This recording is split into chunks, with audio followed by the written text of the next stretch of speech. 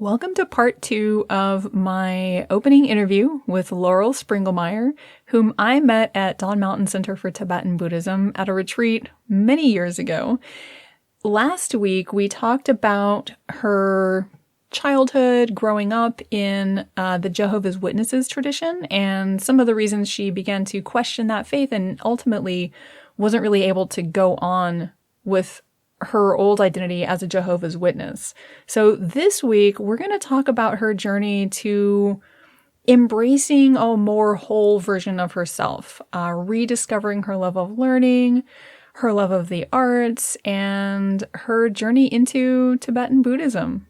So if you missed last week's episode, I would recommend going back and listening to that first because it'll provide a lot of context for what happens today.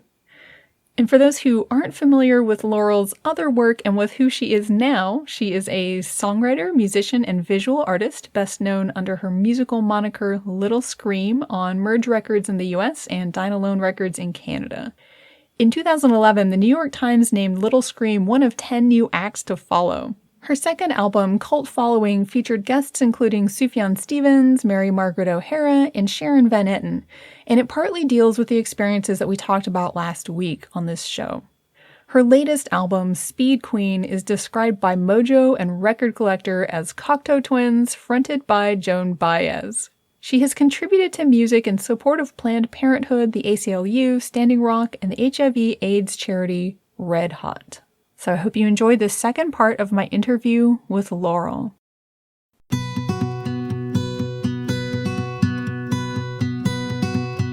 Welcome to Letting Grow, the podcast about one of the spiritual journey's most difficult and courageous moments, letting go of who we think we should be so we can grow into who we most deeply are. I'm your host, Claire Villarreal, and I appreciate your joining me today.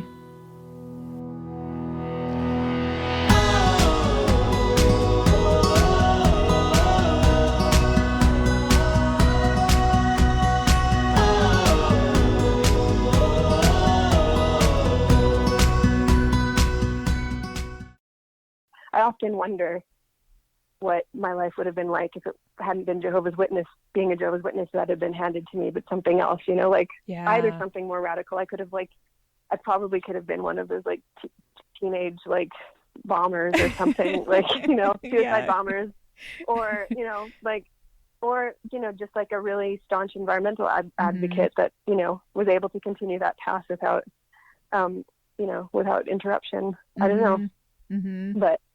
But yeah, I think you're right. I think there are certain types of personalities who care and just naturally have an inclination towards thinking about those things more deeply, maybe than other people. Yeah.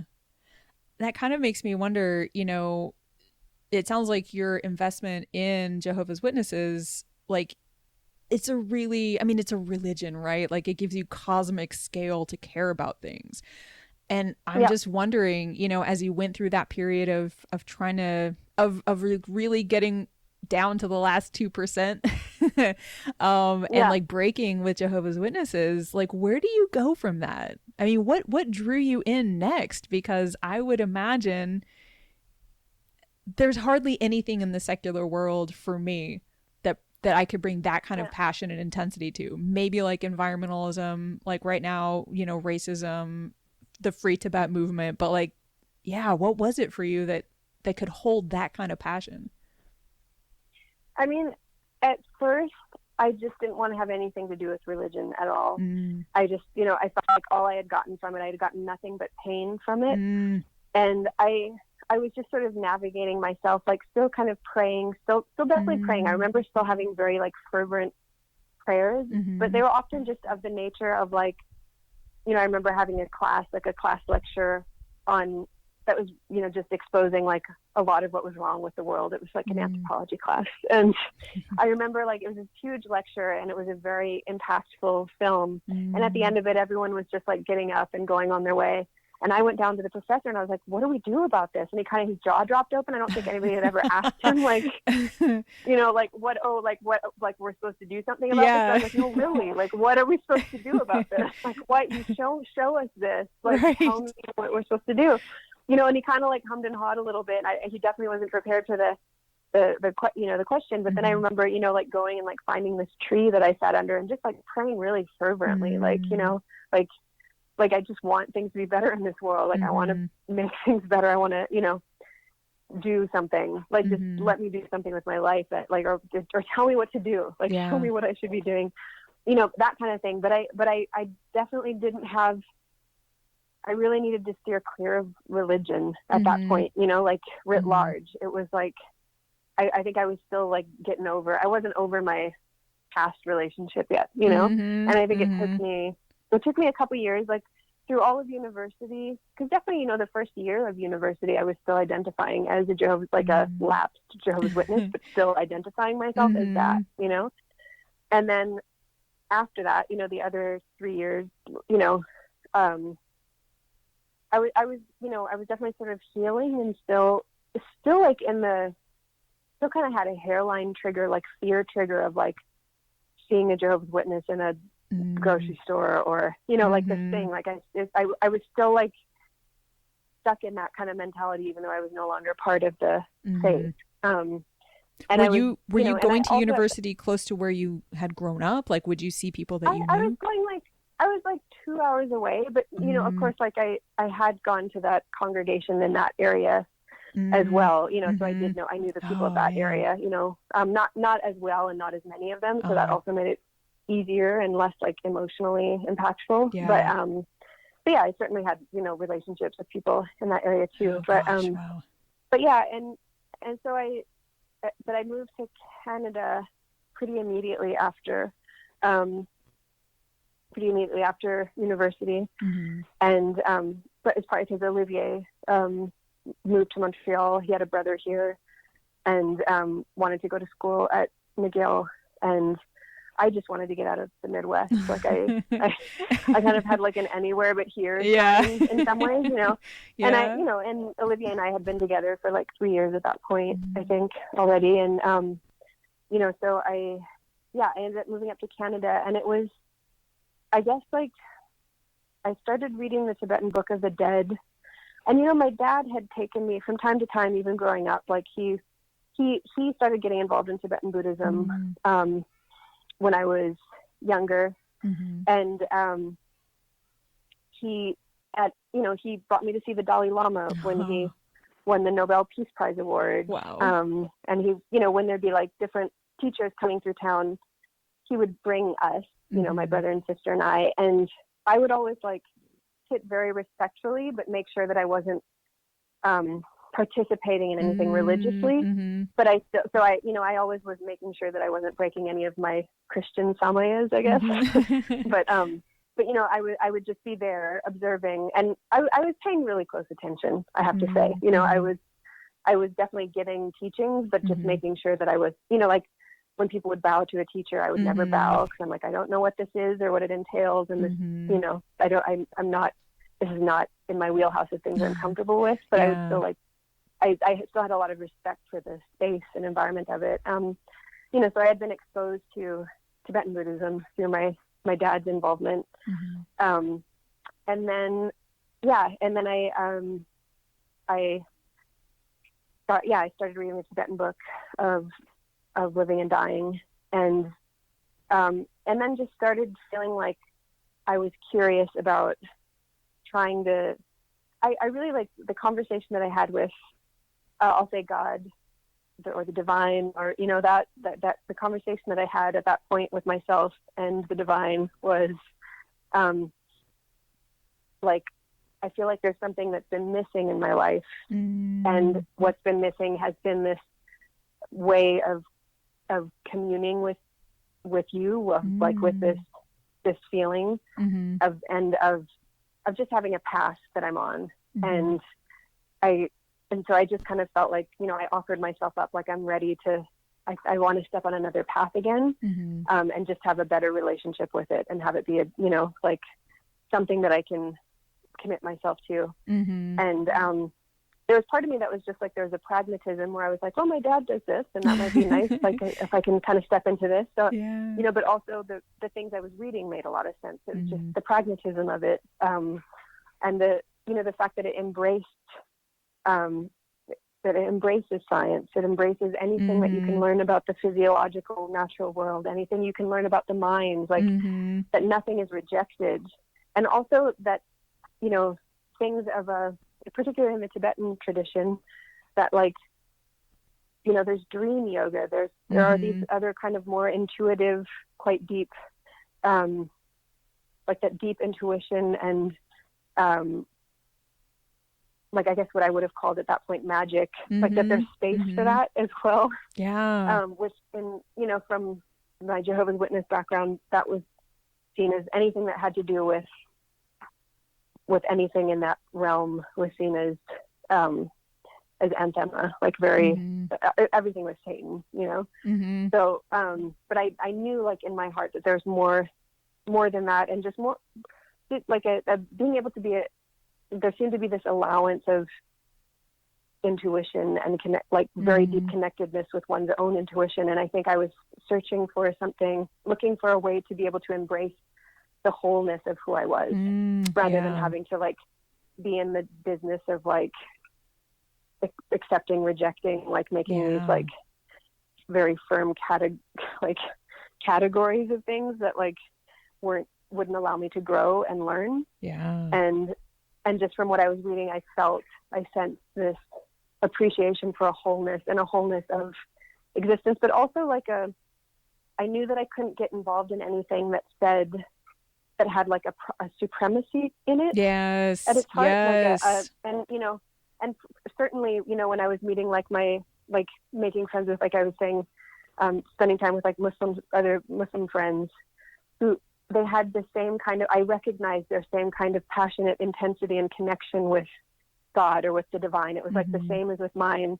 And I thought to myself, like, I'm a compassionate person. I know that God is compassionate. I feel God's compassion and love and wisdom, all of these things. How could that God say, because you were born in Pakistan or you were born here and you haven't been exposed to this particular idea of this particular religion, then you are damned. Like I could see that they you know, they still had this, like, they had this same relationship that I did. It just didn't make any sense to me or to them that, like, you know, one, just because of the accident of a person's birth and what religion they get raised in, that would be grounds for an all-loving, all-knowing being to condemn them, you know? And like, it sounds so obvious to say that from this point in my life, but when you're in the throes of that kind of worldview, it's inherent to it. And I knew that was something also, like, I couldn't step into anything that had this like idea of its inherent supremacy. It had to have something that could just simply recognize that thing that I had observed and knew to be true, which is like the divinity and humanity of like people, no matter where they're from, you know, or whatever the accident of their birth has made them, what religion has made them grow up in, you know. So those things all kind of opened the door for me. And then I mean, I don't know if I want to get into the like I had like a very particular experience the year before going to my first Buddhist retreat with my dad, because I spoke to him about finally wanting to, you know, go to a retreat, but yeah, it had been like just like I had just experienced and seen and kind of witnessed some things that were very difficult for me to process emotionally. And I literally couldn't cry for a year. I was like, couldn't process, like it was quite intense, the processing that I was doing. And the retreat that my dad invited me to was one with Adzom Belo Rinpoche. He has other names as well, but at that time that's how we knew him as. But and it was a POA retreat, which is the practice of, you know, you're directing your consciousness out of your body when you die, and also of helping others do so on the process, you know, when they die as well. And I had just been reading the Tibetan book of Living and Dying, but it was just a very intense thing to kind of get to go into. But I felt such a strong feeling of connection again, like with and and it was just an extraordinary experience. And of course I cried, and it's just like, I was able to, like, I unblocked whatever it was that I had been holding on to was unblocked, and kind of given this like space and this very swift, real kind of thing to, to get into. And I just said to myself there, and to the divine, to God at that moment, I said, I was like, okay, I like, this is full of new things for me. I barely even know what it is that I've stepped into in some respects, but all I know is that it feels like a home. It feels like I've been accepted into a home again. Yes. Like I felt like I had been wandering, and I just felt like I just felt it like, okay, this is a place that I've been accepted into, and I have just such a strong, inexplicable feeling, and such a strong, real strong feeling towards the teacher as well, and real like trust and implicit trust in, and I could feel that also his like passionate intensity and sincerity and compassion and all of these things. And so I said, okay, well, this is like, I'm stepping onto this path, and even if I do it badly, and even if I don't know how I'm doing it or what I'm doing exactly at this moment, that's what I'm doing. And that's what I've been doing ever since. Wow. Ever since that moment, it was just like being let into another house, and another place, but just a place that had, where I had so much more knowledge and experience to negotiate the relationship with, and that's I've been practicing and studying to varying degrees ever since. Wow. That's so amazing. To be able to find a new place that feels like home. And it is. And it felt like remarkable to feel so wholly and instantly taken up by it. Like very, part of it was I think I was finally ready for that. But then another part was just like, I mean, we might call it karma or or many other things converging, but it also just felt like, despite how literally foreign, many of the, and things are in Tibetan language, and there's like a lot that I wasn't like, that I understood that I wasn't understanding particularly well, but there, even despite that it just still felt so comfortable. And so so it felt, I couldn't imagine anything feeling more right, at that moment. And I think like I was like processing a lot of death, and like going into that space. And then it was a practice about that, like profoundly oriented towards that, and towards like an understanding of that, and like of just really going there in this way that felt, I don't know, it just was really felt very responsive to where I was at. And it was really a powerful experience. And that's changed my life and shaped it ever since. Yeah. I'm kind of wondering, like, it seems like with Jehovah's Witnesses, you got so much of, what your identity was, like your friends and beliefs and how you're spending your time through that one thing. I'm wondering, with this new sort of like religious home, or like this new identity that you've grown into, where do you get your community? And I mean, is it all kind of still through that, or through, now Tibetan Buddhism, or is it kind of more dispersed? I mean, it's definitely more dispersed. And to be honest, I was like, it took me a long, because that moment was in 2000, and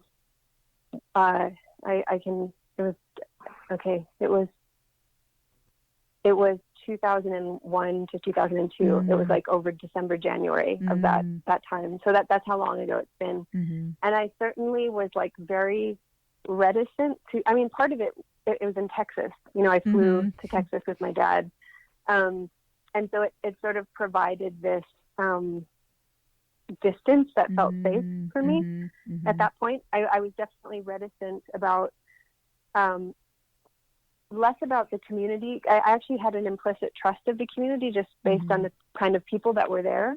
It didn't have the same kind of qualities to it of like, where I could feel people, judging or manipulating, like the manipulation. I didn't sense that there within that community, but I was aware of my own relationship to those kind of environments, and aware of not wanting to bring in my baggage, I guess, of not wanting to like project that type of manipulation or expectation even, onto people around me. And, and certainly actually when I got back from that retreat over that next year, I started to go to, retreats annually after that. But I definitely checked out different Buddhist communities in Montreal, because I thought to myself pragmatically, like, well, I should, find a community here and start doing that. But I didn't find one that had the same resonance. And to the contrary, I even kind of found like a little bit more of the like whiffs of some of the, I don't want to say manipulation, but just like less healthy, less awareness maybe in some places. And, and I just felt like, okay, like I'm not ready to have that in my life right now. And that's not the right moment, but I know that I can have this relationship with this particular teacher, these teachers around it, this tradition, and, with my dad, my brother, now as well too. He wasn't involved, initially then, but to just, so I think, and I ended up, definitely the community. I have a very rich community around me in Montreal, and that came a lot more through activism and art, I would say, being involved in different various community and social things. And then, ending up being involved in arts and culture and things. And, and so having that, but finding within that, special people who also have pretty strong spiritual inclinations. Many of my closest friends here, even if they're not, particularly geared towards Buddhism. Yeah.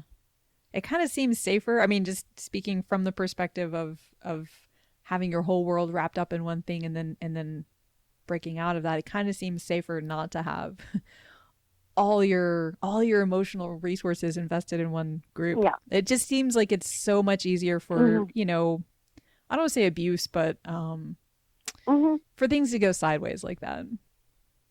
Yeah, and to have like a less healthy relationship with it, even if the environment itself is healthy. Right. It just can put a pressure on it. And that said, like, I have been really like the group that we're involved in, Dawn Mountain. I have found it really interesting now that they have more regular meetings and the online community is really coming together. And I'm, aware of it feeling more like a real Sangha actually. And I love that. And I find that at this point in my life, I feel like finally I'm able to have that again and trust that it's like a safe space to be in. And like, not only trust, but also like be okay with loving it. Because I know that part of me loves it because it feels very familiar and very much like this is how it's supposed to be. Like, yes, we're all supposed to be in this together and supposed to be like, caring for each other as parts of, like people who share common values and the community and, and like that this is like normal for us. Like this, yes, that's how it's supposed to be. Like, and understanding that part of that comes from my background. But also now being able to embrace that without baggage. So I think that also feels good. And I'm like, yes, obviously. And, and it's like one of the three pillars, Buddha, Dharma, and Sangha, and it's like I never vibed with the like very individualistic pursuit of Buddhism per se either. Like for me, it's always been part and parcel with how it relates to how we are in the world, how we are with each other, even to varying degrees to like the awareness and of our responsibility to the world and to each other and justice and these kind of things, like without adding anything loaded onto it, but still having this awareness of it. being, part of that context, but not being able to be separated from that intrinsically. So to me, I feel like that's where I can now appreciate some of my Jehovah's Witnesses experience vis-a-vis like community and community building, and just being like, yes, you're a community, and you have, and accepting, like, I don't want, maybe responsibility sounds like too heavy of a word, but stepping into that, like, awareness of sharing something with people and participating in it, and and caring for one another, Yeah, there's something really beautiful about that. And I mean, just hearing you share your story and reflecting back on my story, I wonder how much of that is just being older, having seen more of life. And I would imagine there's something, I mean, the community I grew up in, and it sounds like the same is true for you, there's definitely an element of I would say, like, emotional manipulation, to the ways that you're expected to kind of toe the line, not question, and then you get really rewarded emotionally if you do that. And I feel like it might be different now if I were in that situation, but I feel like the dynamic is very different in just the cultural context of, like, a Western convert Buddhist Sangha, where everyone there is showing up with battle scars, basically. And there's, especially in a Sangha like Dawn Mountain, where there's a lot of psychological awareness, there just seems to be, a lot of intention around creating healthy community, which is really cool. Yeah, absolutely. And I mean, that's certainly part of what also makes me feel like I can relax into that space too, just knowing that there is this, like, it's a context of great awareness for that, which, like, for all of us who are converts, and it's an interesting thing too, to know that, there are, like, people now raising their children in this, in this belief structure, in this community.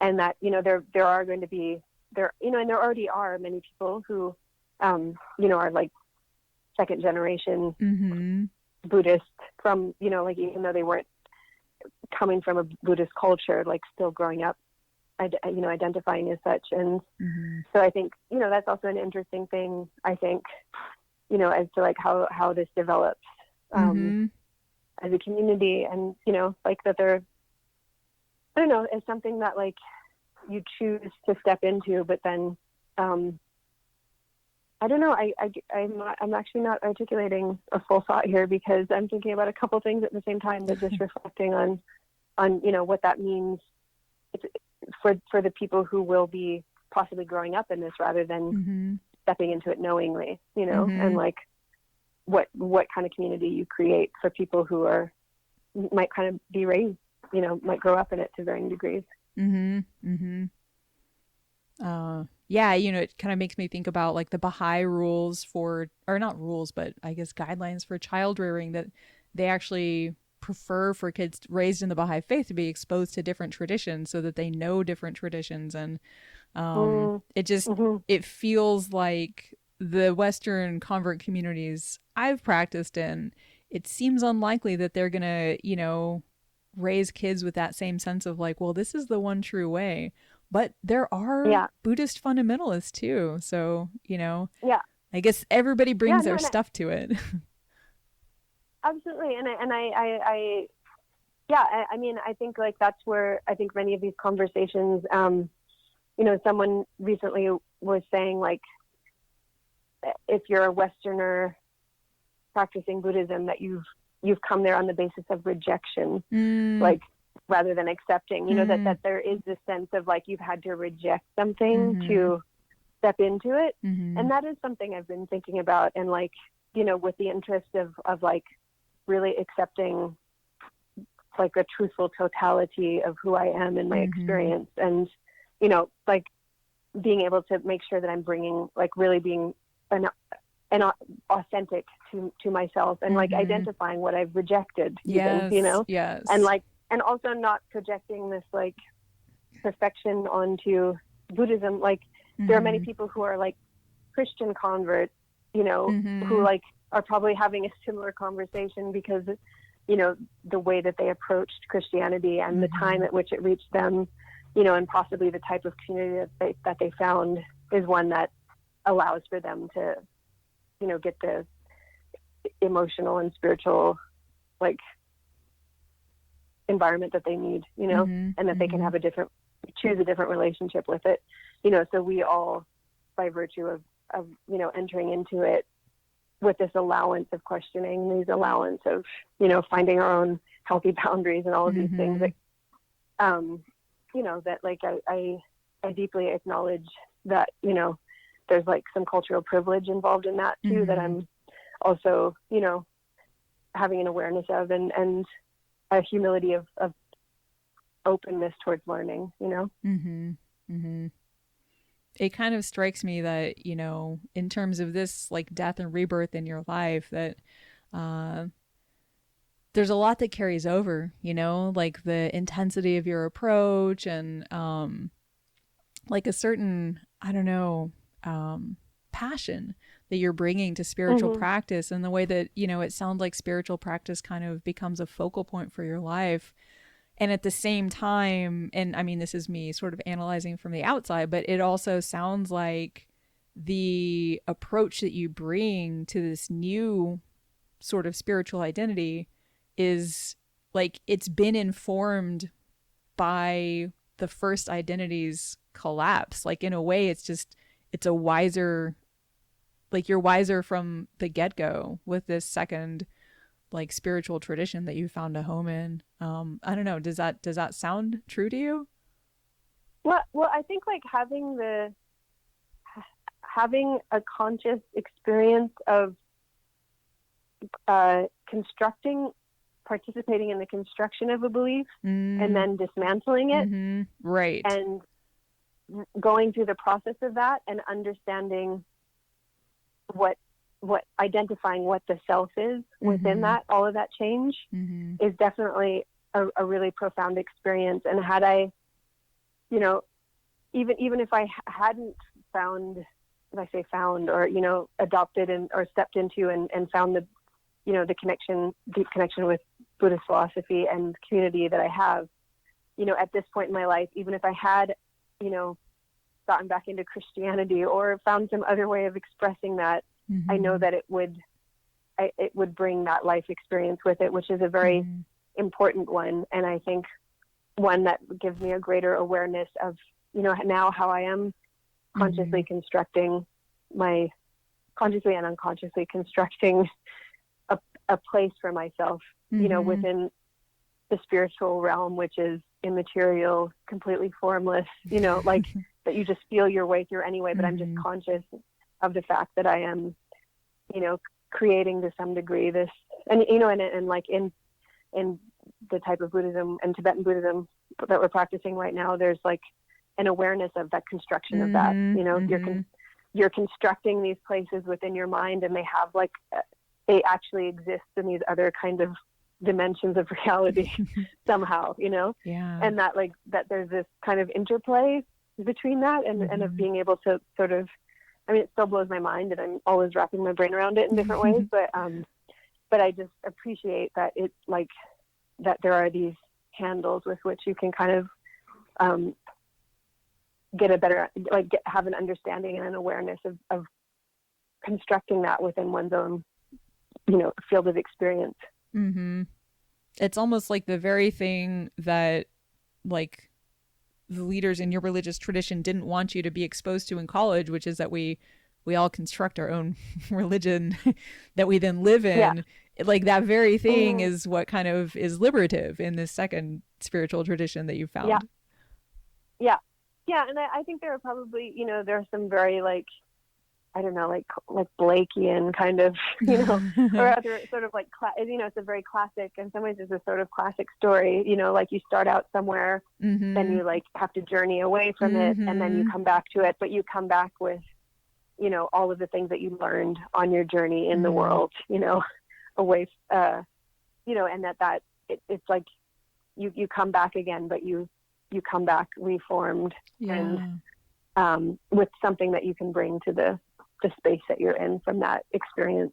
And that is something that's, you know, I don't know, it's that archetypal journey is something that all of us converts, I guess, of any shape or form carry to some degree. Yeah. Well, it's part of, I mean, to kind of zoom out to the macro level, I guess, it's kind of part of any ritual structure. And like to the extent that we're talking about death and rebirth, you know, in most cultures, they would have a ritual around that for these big transitions that we go through in our lives. And that's the point of the ritual. You know, you start in the society, you're separated from it. Usually there's some kind of like symbolic, you know, representation of being separate from the society, whether it's represented as, you know, a death and then gestation and rebirth, but like you're expected to come back to your society with something new. And that's just really cool to kind of hear it, you know, playing out in those terms in your personal journey through this transition. Yeah. And I mean, it's still like you know, there are the big transition moments, like the one we were talking about today. And then there are like the multitude of, you know, smaller transitions that we're always experiencing in actively, you know, following anything, actively learning and, you know, applying ourselves to learning or to ritual or to practice or, you know, just this spiritual experience. Yeah. Which I find is like, I don't know, I just find more resonance and importance in it than ever, you know, to have an openness and an inclination towards that in this world, so that, you know, it's extraordinarily important right now that we have spaces that are, you know, of belonging and being that are apart from our consumer identities. Yes. Like, I am this person because I wear clothes like this that I bought at the store, and you are this person because you know, buy this type of car or this type of thing, you know, like, you know, it's very important that we have spaces that value humanity and our, you know, experience of individually and collectively, that aren't just around material possessions and material identities and consumer identities, because that's really the, you know, the tide of the world up, you know, up as of late has been, you know, or not as of late, but that's been the tide of this, you know, this culture. And it has a lot of, you know, we're seeing the impacts, so many of the impacts of that, and of that disconnectedness from spirit and of disconnectedness of humanity and of disconnectedness of the earth, even, you know, in the environment. And yeah, just to foster and cultivate spaces of connection and spiritual connectivity is like vital, really. Yeah, kind of seems like the soul work that hopefully a lot of us are, you know, involved in or witnessing or participating in some way. Well, this has been such a beautiful conversation, and it feels like a kind of natural place to wrap up. And yeah, and it's an hour and a half, so if you want to put it in the podcast, you'll have to do some editing. Yeah. Sorry. That's totally fine. Yeah, if nothing else, I'll just cut it into 2 pieces, because I feel like there's just so much, you know, so much that I've learned about, you know, Jehovah's Witnesses. And I just really enjoy and appreciate hearing someone else's story really, you know, told in depth, to help me understand in part, you know, what I go through and what everybody goes through. Yeah, and I would like to, I kept on wanting to ask you questions back, as if like we're just having a conversation between the both of us. Yeah. And I was like, wait, this is, you know, Claire's podcast, and she's like asking me questions, so I'll just answer questions. But I have a lot of questions I want to ask you too, and get more about that. So next time we get to spend some time, let's do it that way. Yeah, that'd be great. I mean, you're welcome to also just interview me, and it's only fair for you to get to flip the table. Awesome. Well, thank you so much for your time and your energy, and for being willing to share with me, and hopefully other people will listen to this as well at some point. It was really fun. Thank you for having me. Thank you so much.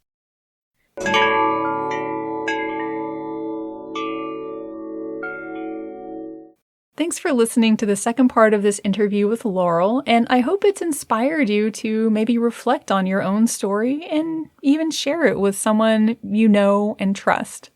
If you enjoyed today's episode, you might be interested in the online course I put together on transitions. It has to do with the coronavirus Bardo state, so it's pretty topical for late 2020. You can find more information on that on my website, clairevillarreal.com, or you can also see the show notes for a link to that course. And to take it on demand, you can pay as little as $29 US. So if you're interested, please check it out.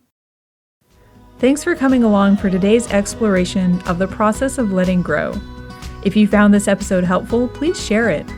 And subscribe now wherever you listen to podcasts so you're always in the loop. For links to more content related to today's episode, please see the show notes. See you again next week.